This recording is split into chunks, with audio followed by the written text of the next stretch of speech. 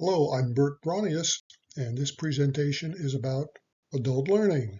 The focus is especially on Malcolm Knowles, Andragogy versus Pedagogy, and principles and methods for adult learning.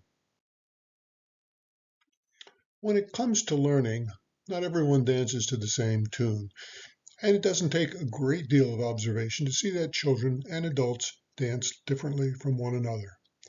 The premise that there are ways in which adults learn differently from children was most famously championed by Malcolm Knowles. Malcolm Knowles spent over 30 years as a professor, consultant, trainer, and researcher in the field of adult education. His principles of learning continue to serve as a foundation for adult education theory and practice.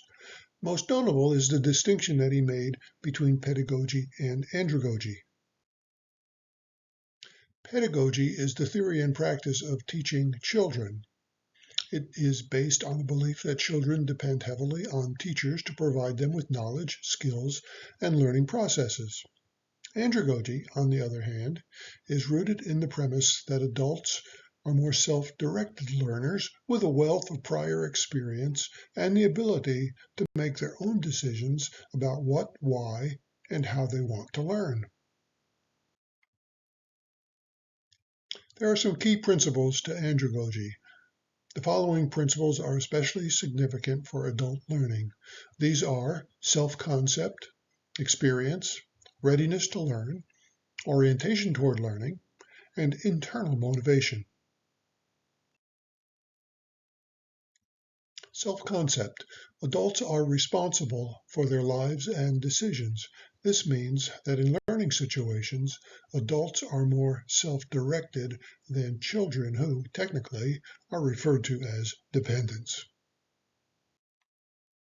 Experience. As adults, learners have accumulated a wealth of life experiences. These serve as a valuable resource for connecting with new learnings. Educators can build upon these experiences by linking new learning processes with the richness of past learnings.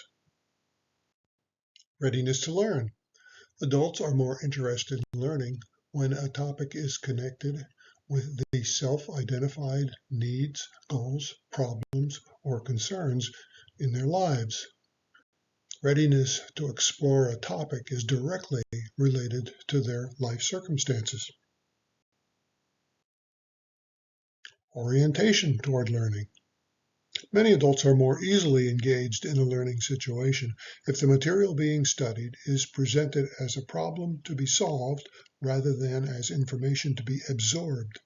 Learning activities that are respectful of the experience, interests, and needs of participants will draw them to one another and the topic being studied. Internal motivation. Internal factors such as individual goals, personal growth, and development and practical needs will affect motivation to study or to discuss a topic, while external motivators such as certificates or rewards are of some value. They are not as important as issues that are of personal relevance. The next section is teaching methods for adult learning. Based on the above principles, we can identify examples of methods that are especially appropriate for adult learning. These are grounded in three categories: discussion-based approaches, individual reflection-related approaches, and experiential learning activities. Each of these categories can stand alone for a specific group meeting or be used in conjunction with one another or with information-giving methods such as lectures, speeches, readings, and videos. Of the discussion-based approaches, the first is guided discussion. Guided discussion can draw upon the life experiences of learners. Adults connect new concepts to their existing knowledge. These discussions often begin by asking questions such as, "What has been your experience with?" or "What do you know about?" Also, after presenting information, adults can be asked to talk about experiences that they have had that relate to the topic under consideration. Group reflection. During group reflection, participants consider the following questions. What are the key ideas or learnings that I gained from today's meeting? How did the material that we discussed make me feel? What emotions did I experience? What challenged me the most? What questions are still lingering in my mind? In what ways did our time together change or expand my perspective? Problem posing. Problem posing is the presentation of a real-world problem that allows learners to collaborate and suggest solutions. Begin a presentation with a problem focus rather than an information-oriented approach. Then encourage participants to add their own problems that relate to the topic under consideration. At providing information, encourage participants to respond to the presentation as well as to one another's issues. Problem posing supports the need of adult learners to use and apply knowledge to their life situations.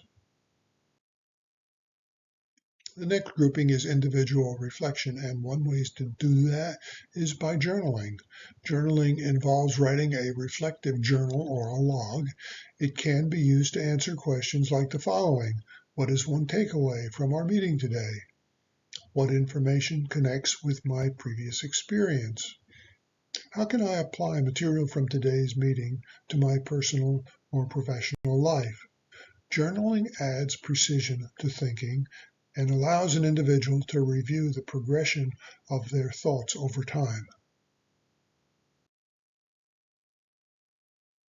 Another way to approach individual reflection is by debriefing and self-assessment.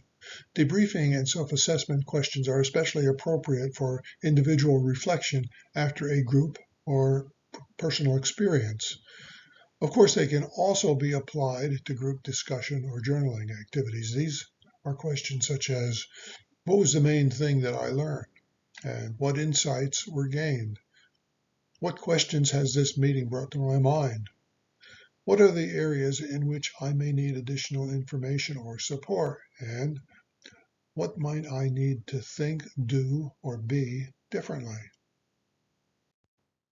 Self-directed learning.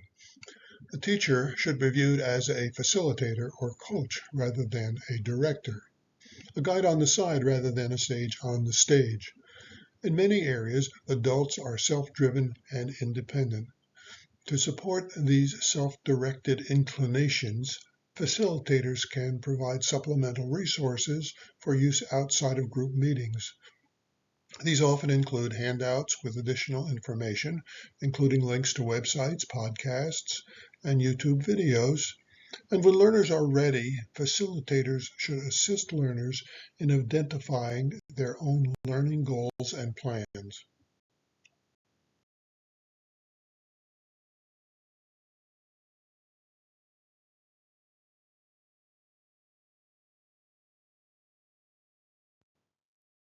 In conclusion, this presentation has identified differences between pedagogy, teaching of children, and andragogy, the teaching of adults, and has described Malcolm Knowles' principles of andragogy. These principles identify ways in which adults learn differently from children. The presentation then gives examples of teaching methods suited for adult learners. In summary, principles and methods are provided for understanding and facilitating adult learning that is respectful of adult development, interests, and needs. Thank you for your attentiveness to this presentation. The following 2 slides give examples of resources and some of the credits for the work that has been done on this presentation.